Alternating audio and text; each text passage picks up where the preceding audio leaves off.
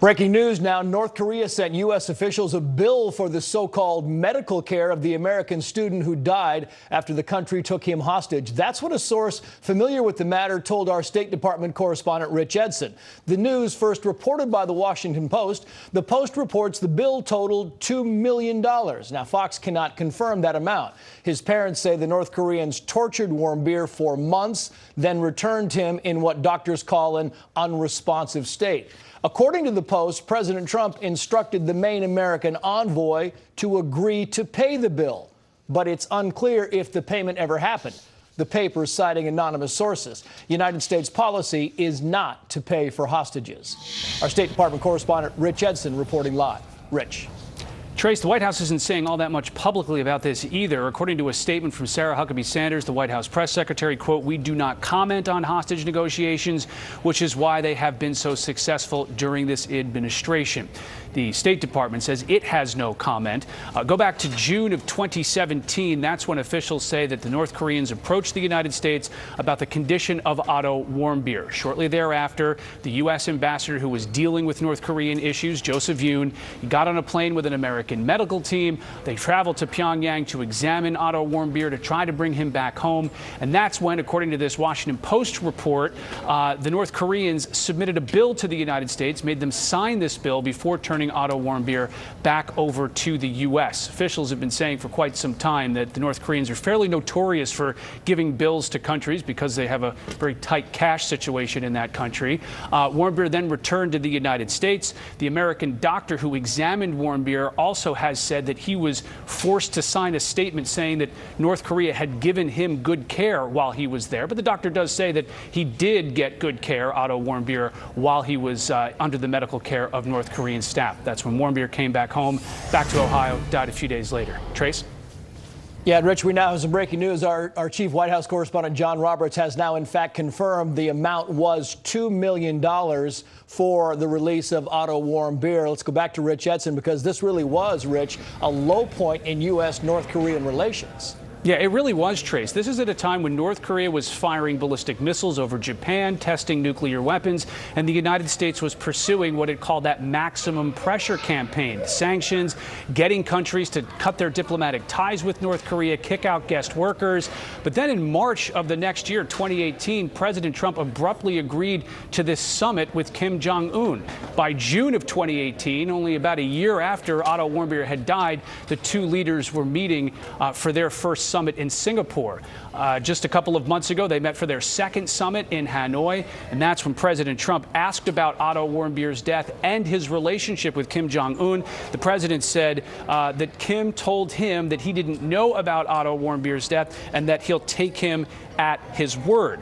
Warmbier's family then responded to that, saying that Kim has an evil regime, is responsible for unimaginable cruelty and inhumanity, and there is no excuse or lavish praise that can change that. Trace? Yeah, Rich Edson reporting live at the White House. I'm sorry, live at the State Department. Rich, thanks very much. Continuing coverage of breaking news, and Fox News Channel has now confirmed that North Korea did in fact send the United States a bill for the medical care of Otto Warmbier. Who was eventually sent back to the United States in an unresponsive state. And now our chief White House correspondent, John Roberts, has actually confirmed the amount of that bill. John.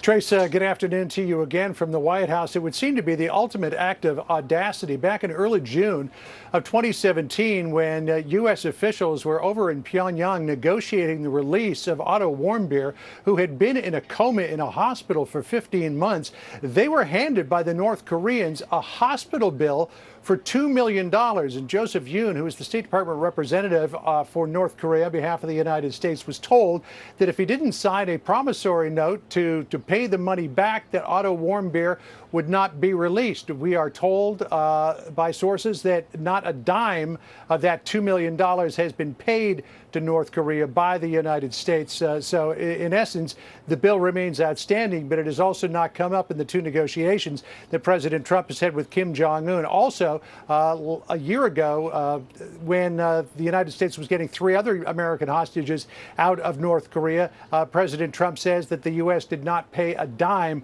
for the release of those hostages hostages either. Now, there's another aspect to this case as well. Otto Warmbier was medevaced from North Korea by a company out of Cartersville, Georgia. The Phoenix Air Group, which also evacuated embassy personnel from Caracas, Venezuela, was responsible for bringing all those Ebola patients over from Africa. They sent their medical director, Dr. Michael Flukiger, over there along with Joseph Yoon. Flukiger was told that in addition to the $2 million bill that Yoon was handed, Flukiger was told he was going to have to sign a statement saying that Otto Warmbier received good medical care while in the hands of the North Koreans in the hospital while he was in a coma. Flukiger did sign off to say that Otto Warmbier had received good care while in the hospital, but it's pretty clear, Trace, from the fact that he was in a coma and died soon after he returned to the United States, that prior to being in the hospital, he was abused to the point that it did put him in that coma from which he ultimately died. It's a very, very intriguing tale, but again, sources telling Fox News not a dime of that $2 million has been paid to the North Korean officials. Yeah. John Roberts with breaking news on the North Lawn. John, thank you. I want to bring in Gordon Chang. He's a foreign affairs journalist and author of Nuclear Showdown, North Korea Takes on the World. And Gordon, you heard John Roberts kind of use the word audacity there, and audacious really is a good term here. A $2 million bill for the care of Otto Warmbier when we know that the situation inside that prison was nothing less than horrific. Yeah, and this is what the North Koreans do. You know, they will do something really bold, audacious, as you said, just completely absurd. And the United States, of course, will try to accommodate them. But, of course, we're not going to pay the North Koreans, and the North Koreans know that. And so I'm not surprised that, for instance, we were able to obtain the release of those 3 other hostages without payment.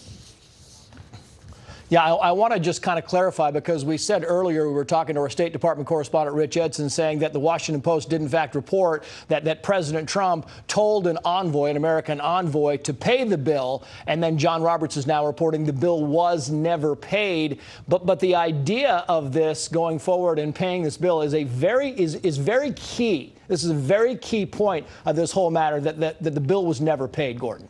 Yeah, and it would be totally improper for us to do so. So I'm not surprised. And I also doubt that President Trump actually authorized the payment of the bill, which the Washington Post reported. Of course, we'll find out more details later. But the United States will go to great lengths to protect American citizens and bring them home. And that's exactly what we should do. And we shouldn't pay the North Koreans anything for this. And I'm sure we will never do so.